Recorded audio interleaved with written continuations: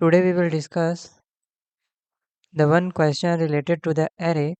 Name is to some input array is sorted. तो example से समझते हैं कि क्या कहना चाहता है। जैसे ये है 2, 7, 11 एंड 15। ओके, और हमें टारगेट वैल्यू दिया है, टारगेट इज 9। तो हमें ऐसे दो वैल्यू चाहिए जिनका सम क्या है, 9 होना चाहिए। 2 और 7 को ऐड करके देखते हैं, या एग्जैक्टली 9। तो यहाँ तो हमें अपना आंसर मिल गया। सपोज ये 9 की जगह रहता 17। 2 और 7 क्या इक्वल है 17 के? नहीं। तो अब हमें दूसरा पेयर सर्च करने की नीड है। तो हम अगेन 2 और 11 को देखते हैं। क्या 2 और 11 17 के बराबर है? नहीं, ये तो 13 है। देन अगेन 2 और 15 को करके देखते हैं। सो ये 17 क्या इक्वल है 17 के? हाँ है। तो हमें ये अपना पेयर मिल गया। तो हमें उस पेयर का क्या है, इंडेक्स रिटर्न करना है। जैसे 0, 1, 2, 3 ये है। तो इसने क्या रिटर्न किया, 1 और 2। तो द सम ऑफ 2 एंड 7, 2 और 7 तो क्या होता है, 9 होगा, है ना। तो हमें क्या करना है, उसका इंडेक्स रिटर्न करना है। और एक्चुअल वैल्यू जैसे 0 से स्टार्ट हो रहा है, तो हमें क्या चाहिए कि ये 1 से चालू हो। 1, 2, 3, 4 इस तरह से। तो ये हमें रिटर्न करना है कि 1 पोजीशन पे क्या है, 2 है। और सेकंड पोजीशन पे क्या था, 2 और 7। तो इसको हमने जोड़ा तब क्या है, 9 आया, जो हमारे टारगेट के इक्वल है। तो हमें उसको प्रिंट कराना है। तो अब हम इसको कैसे कर सकते हैं? एक तरीका तो ये हो सकता है कि हम यहाँ रुके, फिर 2 और 7 को करके देखें, फिर 2 और 11 को, फिर 2 और 15 को। अगर ये नहीं आया तो हम यहाँ आए। अब इस बार हम 7 और 11 को देखें, 7 और 15 को देखें, ये नहीं आया तो हम 11 और 15 को देखें।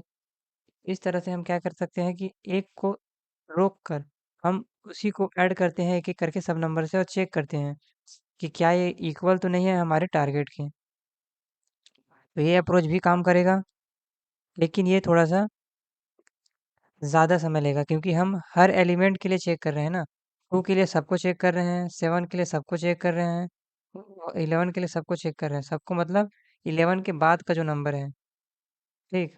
क्योंकि उससे पहले वाला एलिमेंट तो हमने पहले ही चेक करा लिया है उससे, तो उसको वापस ऐड करने की नीड नहीं है।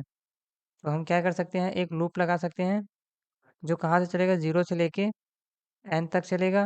और एक नीचे लूप लगाएंगे जो आई, मान के चलो ये आई से स्टार्ट हो रहा है, आई से लेके कहाँ तक चलेगा, एन तक चलेगा।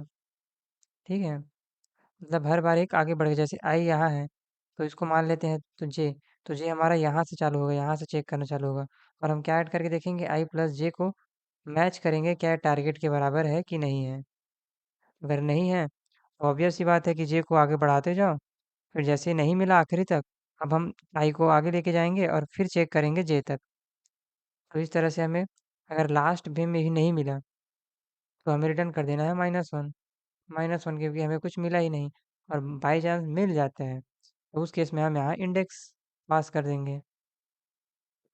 तो ये था हमारा अप्रोच 1।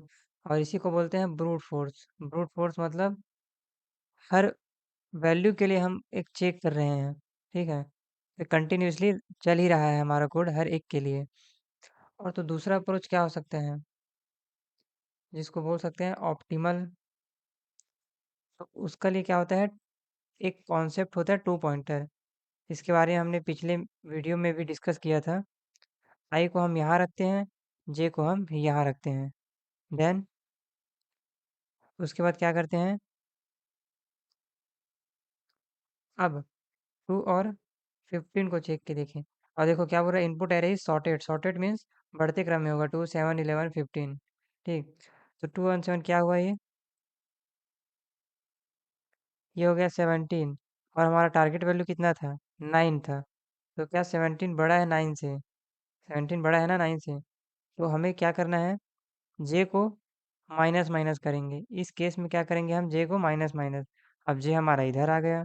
अगेन अब 2 + 11 को चेक किए कितना आया ये 13 आया। अगेन 30 हमारे 9 से बड़ा है। अगेन हम करेंगे जे माइनस माइनस, जे माइनस माइनस, 2 और 7 को ऐड करके देखें। 7 और 2 कितना हो गया? 9 हो गया। क्या इक्वल है 9 के? हाँ है। तो ये हमारा आउटपुट आएगा और हमें रिटर्न क्या करना है? अभी हमारा देखो आई इस इंडेक्स पे है और जे इस इंडेक्स पे है। तो हमें जब रिटर्न करेंगे तो क्या करेंगे? आई प्लस वन करेंगे, जे प्लस वन करेंगे, क्योंकि एक आगे चाहिए ना। 0 पे है आई और 7 क्या है? 1 पे है। तो एक्चुअल वैल्यू क्या होगा इसका? 1 और 2। तो हमें इसको रिटर्न करना है। तो इस तरह से हम इस ट्रू पॉइंटर की मदद से इस क्वेश्चन को सॉल्व कर सकते हैं। तो चलिए चलते हैं और देखते हैं कि कोड में इसको हम कैसे इम्प्लीमेंट कर सकते हैं। चलिए फिर पहले हम देखते हैं इसका ब्रूट फोर्स अप्रोच से। उसके लिए क्या था? हम एक लूप चलाएंगे फॉर इंट आई चलेगा 0 से लेके कहाँ तक? नंबर्स डॉट लेंथ तक, और आई प्लस प्लस। और जे कहाँ तक चलेगा? इंट जे आई से चालू होगा और आई प्लस वन से चालू होगा, और जे और बोले तो या जे कहाँ तक जाएगा? नंबर्स डॉट लेंथ तक और जे प्लस प्लस होगा। फिर एक इन सम ले लेते हैं।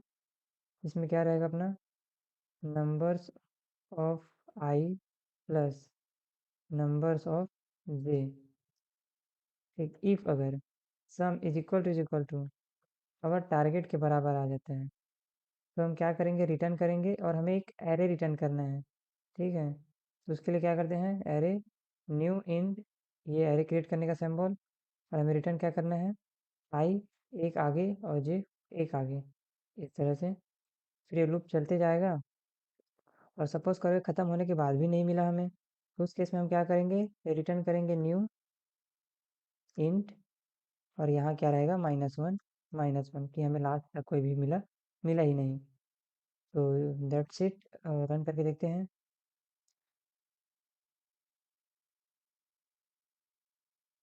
और या ये काम कर रहा है। सबमिट करके देखते हैं।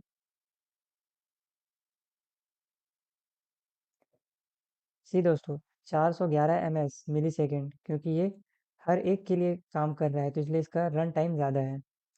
ठीक, तो अब इसका ब्रूट फोर्स तो हमने देख ही लिया। अब इसका देखते हैं हम ऑप्टिमल अप्रोच क्या है। इसको करते हैं कमेंट और यहाँ देखते हैं ऑप्टिमल। तो हमने क्या लिया था? 2 पॉइंटर लिया था। एक कहाँ था? 0 पे था, और एक कहाँ था? इसके लास्ट एलिमेंट पे ये। और कब तक चलेगा ये? कब तक चलेगा ये? जब तक हमारा आई छोटा है जे से। ठीक, और इसमें हम क्या देख रहे थे? हम ऐड कराते जा रहे थे ना। सेम वही प्रिंसिपल। इंट सम एक वेरिएबल लिए, और यहाँ जो हम कर रहे थे ये, इसको हम यहाँ से कॉपी कर लेते हैं और यहाँ पेस्ट। अब ये सम पे क्या आ गया हमारा?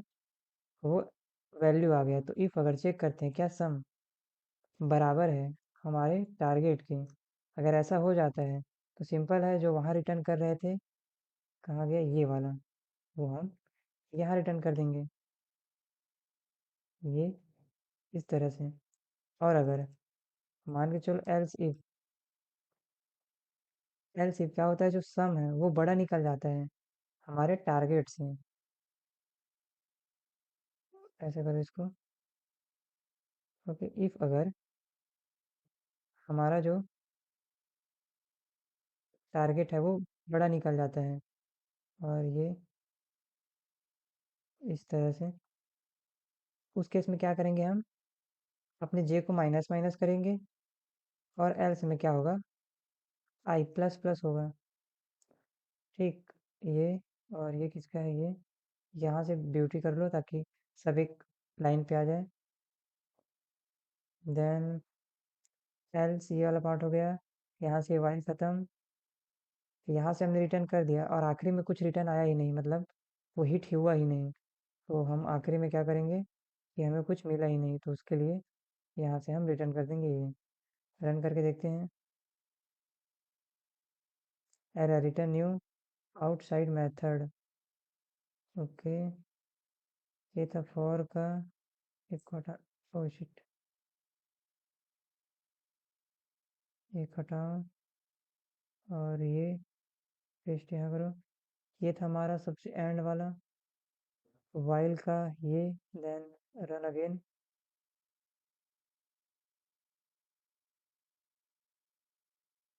या सबमिट करके देखते हैं। और ये देखना दोस्तों, यहाँ 411 ms था ना, अब जो हम ऑप्टिमल लिए वो 2 ms, 2 मिली सेकेंड, मतलब बहुत कम ही समय में ये फाइंड कर लिया अपने आंसर को। ठीक, तो ये था टू सम क्वेश्चन का अप्रोच, कैसे हम उसको इम्प्लीमेंट कर सकते हैं with the brute force as well as the optimal ones. इसको इसमें आपको सीखने को मिला होगा कि टू पॉइंटर कैसे वर्क करता है। बेसिकली जहाँ टू पेयर का रिक्वायरमेंट होता है, टू चीज़ों को हमें फाइंड करना होता है, वहाँ हम बेसिकली टू पॉइंटर कॉन्सेप्ट का यूज़ करते हुए अपने आंसर को फाइंड करते हैं। तो that's all about this question. I hope आपको क्लियरिटी आया होगा, समझ में आया होगा। देन बने रहिए, keep then learning, keep then watching. Thank you.